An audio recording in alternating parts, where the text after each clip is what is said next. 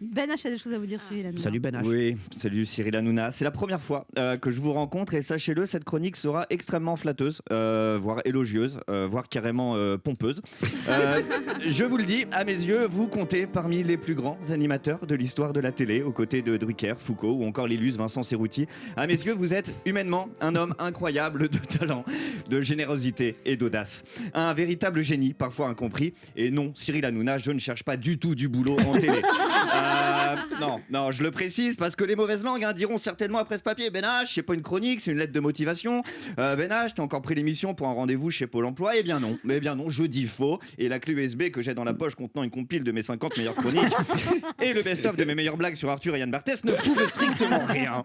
Non, je vous le dis, pour éviter toute confusion, la télé, la notoriété, les millions de téléspectateurs côtoyés, la sublime Kelly Vedovelli, tout ça, ça ne m'intéresse pas du tout. Du coup, ce midi, Cyril Hanouna, je suis très serein face à vous. Je n'ai pas du tout la sensation de jouer ma vie. Mais si vous posez la question, effectivement, maquillé, je passe très bien à l'écran. Non, je préfère préciser qu'il n'y a pas d'intention cachée derrière ma chronique parce qu'on peut vite faire le rapprochement dès que deux talents se rencontrent. On les voit ensemble, on se fait des films, alors que pas du tout finalement. Et puis c'est pas la première fois qu'on reçoit un animateur télé en plus. Par exemple, on a reçu Olivier Mine la saison dernière, très sympa. Et bien pareil, là, j'avais rien tenté. Bon, je savais pertinemment qu'à part me présenter Passe-Partout et Passe-Muraille, je pouvais pas faire grand chose pour moi.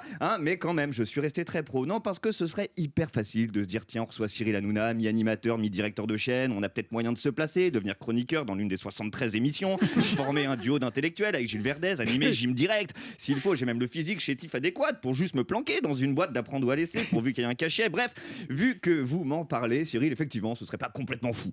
Et puis c'est vrai, si on regarde bien, chroniqueur sur Europe 1, puis chroniqueur chez Hanouna, c'est un peu la carrière de Bertrand Chameroy, mais à l'envers. C'est cohérent. Je serais votre nouveau Jean-Luc Lemoyne, le mec drôle, mais physiquement qui a l'air un peu chiant quand même, parce que oui, on ne dirait pas comme ça, mais quand on me regarde, moi aussi, mon truc sur Hanouna, je vous le dis, c'est la Darka. Moi, la Darka. Bref, vous l'avez compris, il ne s'agissait pas du tout d'un entretien d'embauche, pas du tout, juste un hommage à un grand homme de la petite lucarne, à l'enfant terrible de la TNT. Et bon, néanmoins, si vous êtes intéressé par mon profil, Cyril, tenez-moi au courant rapidement, je crois qu'on reçoit Arthur dans pas longtemps. D'ici là, merci de m'avoir écouté, je vous souhaite une excellente 11e rentrée.